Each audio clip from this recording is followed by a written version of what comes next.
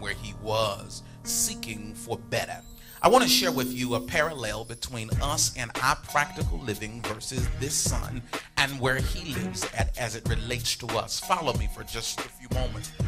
Here comes a boy by the name of Jack, and we'll give him a personified name today. His name is Jack, and Jack comes to his daddy. After working for his daddy, he began to take inventory of everything that his daddy has. He said, "Daddy, we're doing pretty good. The family business is doing good. The ground looks good. We're making a whole lot of money."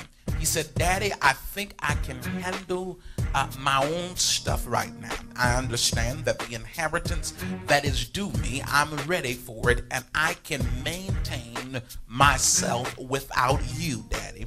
The Bible says that this young boy asked for the stuff that his daddy had that was due him. Please understand that he never needed to live off the inheritance. He just had to live off the promise of the inheritance. Please understand that as long as he was in his daddy's house, he would be continuously blessed because of the expectation of the promise. He lived in the premise of the blessing.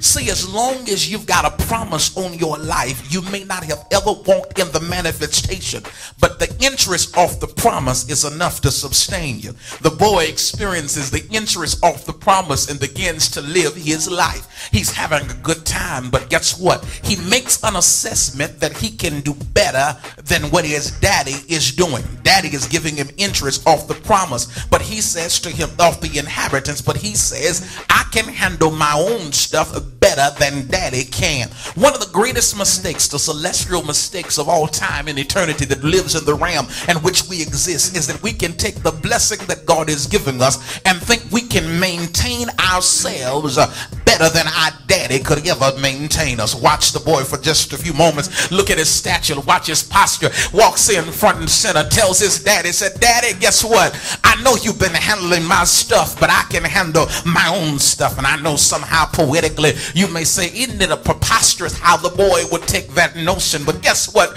brothers and sisters, I've been in the same position where God couldn't handle my stuff good enough for me. So I said to God, I can handle my own life. I can't submit to your way, God. So I'm going to do it my own thing. It's my party. I cry if I want. It's my day. I have the fun that I want. He makes a decision, a proverbial decision, that God, I can handle my life. And you might say that I've never done that to God. I've never told God I can handle my life. I've never told God that I can function without it. But every time you make the decision that doing God's way is not the way you want to go, you tell God, "I can function without you." For this boy says to himself that I don't have to consult God. I don't want to consult my daddy. I just want what's mine.